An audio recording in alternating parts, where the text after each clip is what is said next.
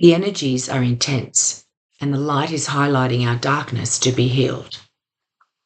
About 2 years ago, solar flares from the sun started increasing, creating significant impact on the geomagnetic field on the planet, the amount of nuclear radiation on the planet, and all the energies on the planet. Supposedly, over the next 6 years, these solar flares will be at a very high pitch, something we've not seen in our lifetime. Indian traditions, scriptures, etc., say that when solar activity rises like this, there could be death, disease, wars, psychological imbalances, a lot of turmoil in human life, upheaval in animal life, and for every living thing on the planet. And this is because it seriously impacts our digestion system, nervous system, hormonal system, everything. These solar flares are creating extra light, which is highlighting the darkness on the planet. Predominantly, there's been a dense masculine energy on our planet, the energy of doing and controlling, rather than the energy of being and loving.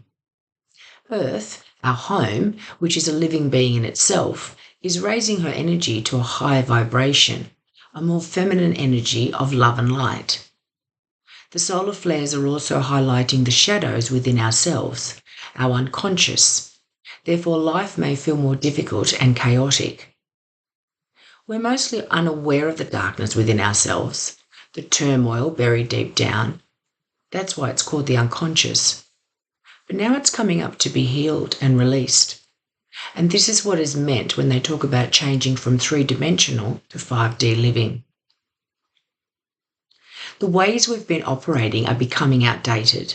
They're not working for us anymore. We may be struggling in our lives and feeling like there's something better. This is how we know it's time to do some healing work on ourselves, because it's only going to get harder if we don't. When things feel tumultuous or uncertain on the outside, this is trauma coming up from our unconscious to be cleared and set free. It's natural for our conscious mind to try to protect us and resist this, but if we can surrender to it and face our fears, we'll soon discover that most of what we're afraid of was actually just created in our conscious mind. You see, our mind doesn't know the difference between reality and imagination. People are struggling in their lives right now, or their lives don't look anything like they want. Many are either unhappy in relationships or unhappy because they're not in a relationship. The reason why we're in the situations we're in is because there's something inside of us that's attracting it to us. Generally, it's a feeling of unworthiness. When we feel worthy, valued, respected, and seen, we treat ourselves accordingly, expect others to treat us the same, and so it is. But most people don't feel worthy and aren't even aware of this. This is what happened in my relationship with Thor. It was amazing and wonderful in the beginning, but then things started to go pear-shaped. I blamed him for making me feel miserable, but in actual fact, the truth was that I felt miserable within myself. As a result, I was behaving in this way, mostly angrily, which was then creating the tension and problems in our relationship. It's no one else's job to make us feel happy and complete. We think that when we meet the right guy or girl, we'll be happy, or when we have enough money, we'll be happy. But it doesn't work like that. You've got to get yourself happy without any conditions, and then the right person will show up. Then the money will come. You've got to learn to love yourself unconditionally. Then you'll love others unconditionally as well, and the problems will start to disappear. So why do we do this? Because that's how we've been conditioned in society. We were taught to be good little girls and boys in our homes, our schools, and our churches. We were raised to be people pleasers, to make our parents and teachers happy.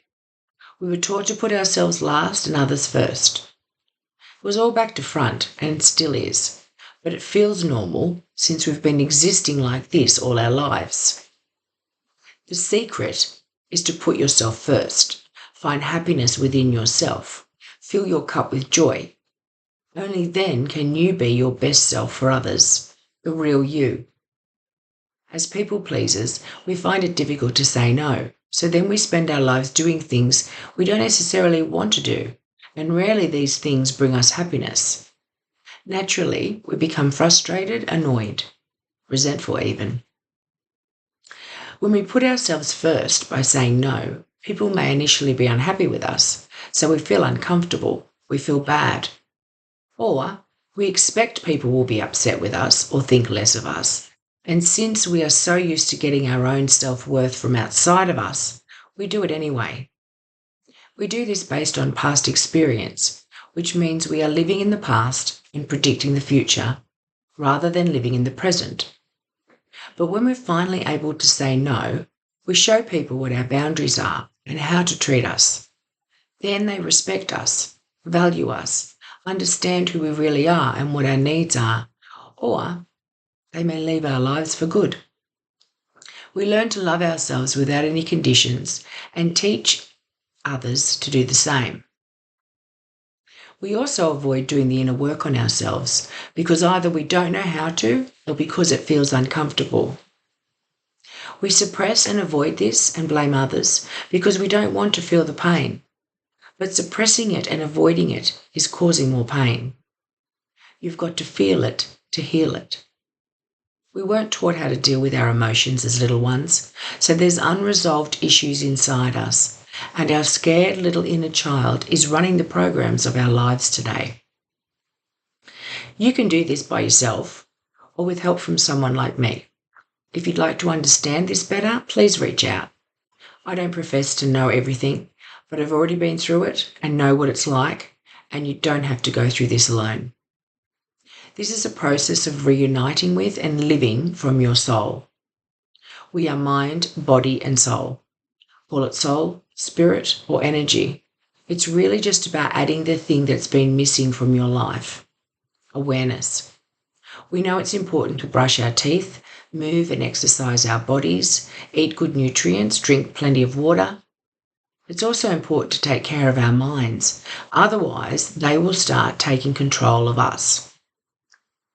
When we learn how to quieten our minds, then we can hear our soul.